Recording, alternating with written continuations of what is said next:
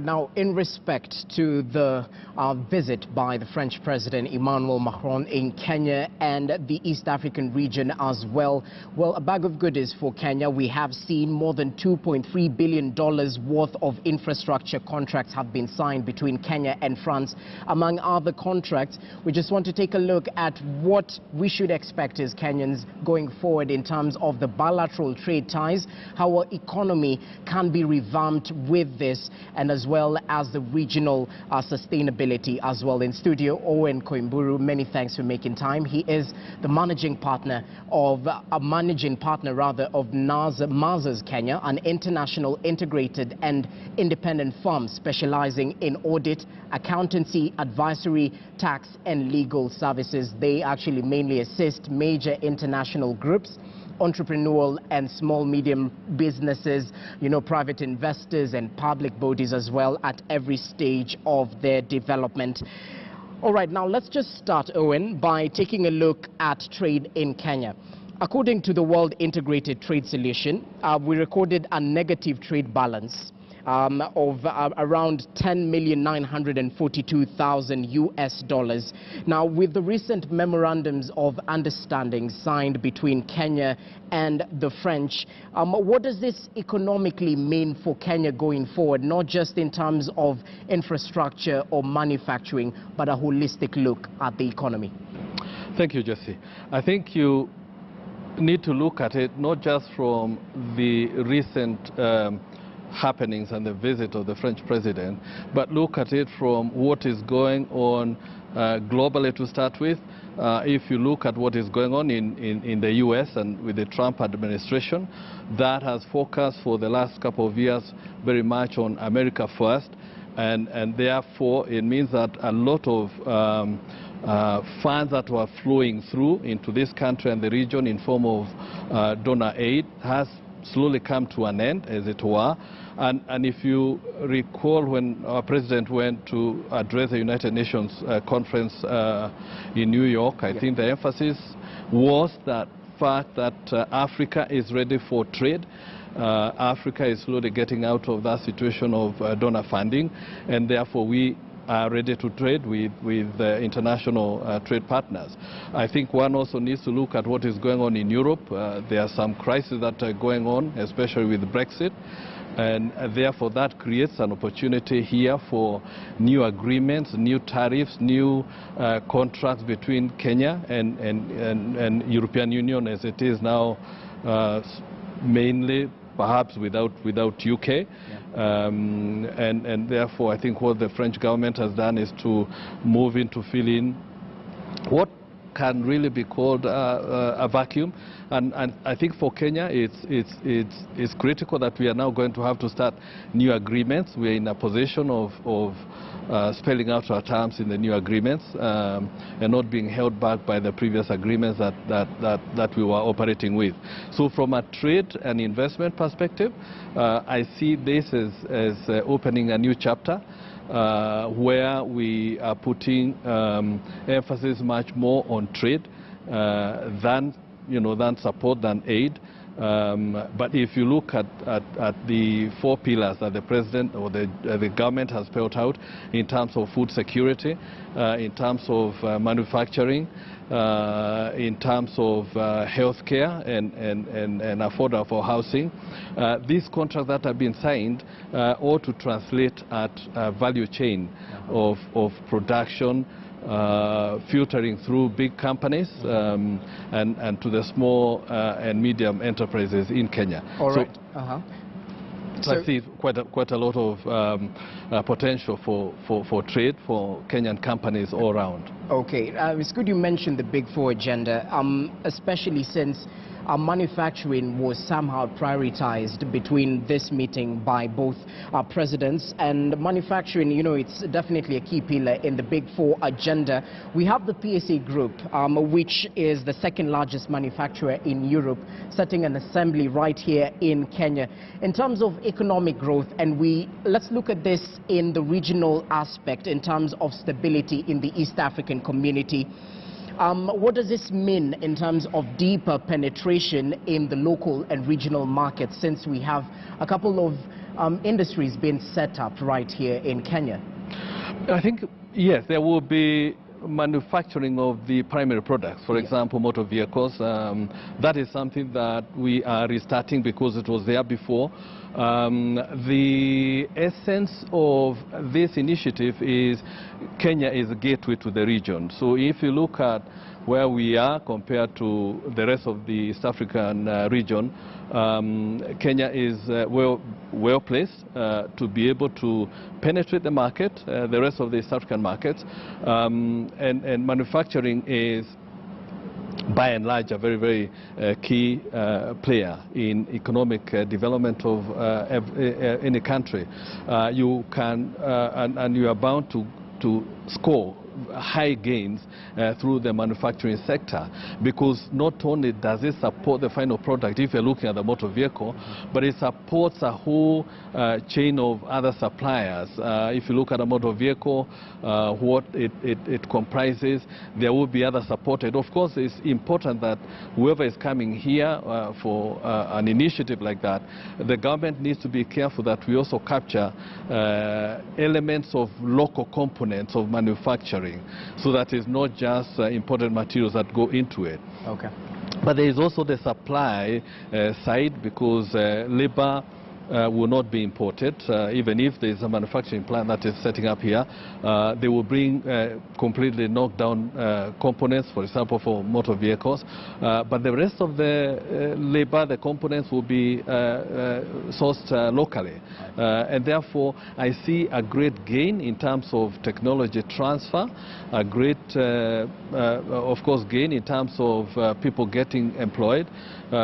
Each one of these manufacturing concerns is going to employ quite a number of Kenyans, because that is one component of the manufacturing process that is not to be imported. All right, and you've just mentioned that manufacturing is very key in whichever economy. Right here in Kenya, it's not just manufacturing, but if we take a look at tourism, it plays a very big part in our strength as an economy right here in the East African region. But we've had on and off moments in terms of tourism, which is directly affected by the security situation in the region. We well know of the Al-Shabaab threat, which lingers over Kenya. Now, in terms of counter-terrorism, we had the French president give his take on, more collaborations between Kenya and the French in terms of, we well know of the AMISOM troops who are in Somalia. How is France playing a supporting role? Because number one, they are a contributor of tourism, of tourists in our country, and number two, in terms of providing support when it comes to our troops. How does this play? Well, manufacturing will not flourish in an environment of insecurity. So it is in our interest, both as a country and also the investors like France, to try as much as we can to foster security.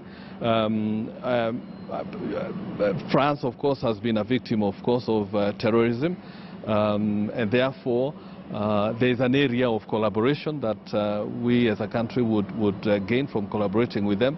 I think the aspect of security is we are realizing that it's not a one-man show. I think it takes each one of us. Security starts with me and you. So just going back to manufacturing, it is important, of course, that we have a sense of security, even as we nurture that trade, because we are nurturing it. It was there before, and we saw very many factories close down, go to other areas that were more productive, more profitable. So in terms of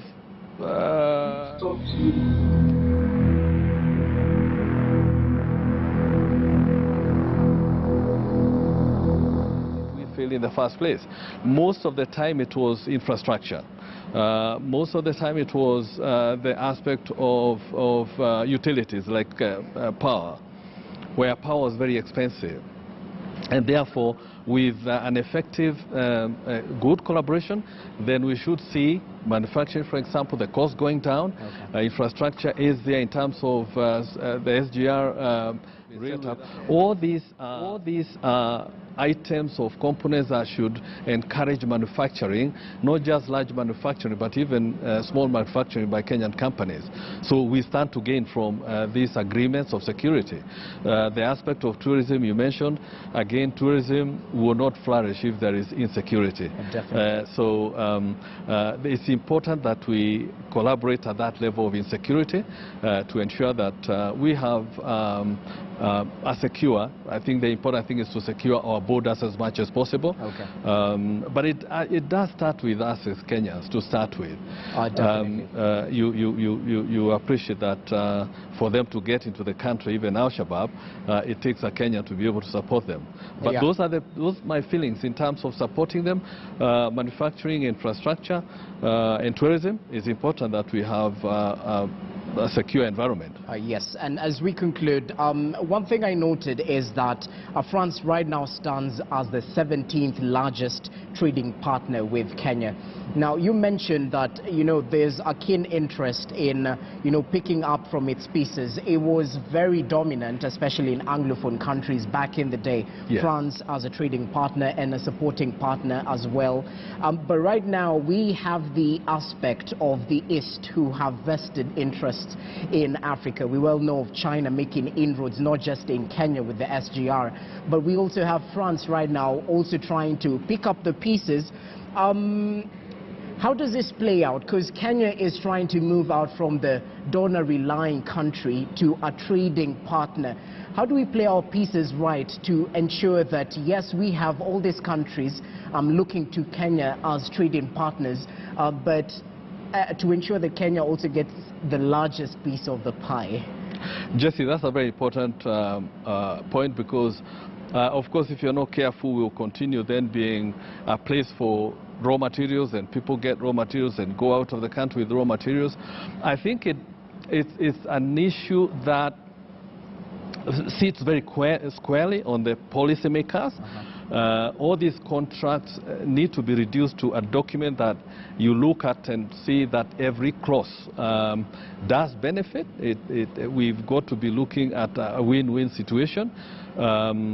And therefore, it's important that we ensure that we are not in a position where we are just releasing raw materials and not getting something back. But without looking at where it is coming, whether it is east or west, I think essentially Kenya should be quite open about it. But essentially what we need to focus more is how is it developing, how is it gaining us and as Kenyans. There are ways that we can be able to harness the best out of these trade agreements, and ensuring that, for example, that there's a transfer of intellectual property, there's transfer of skills.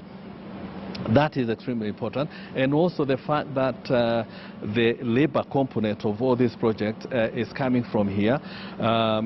France being a developing nation, you see that that's the 17th largest. I think they have grown in terms of investment into this country, where we had about less than 30 companies in the last 4 years, and now over 100 companies.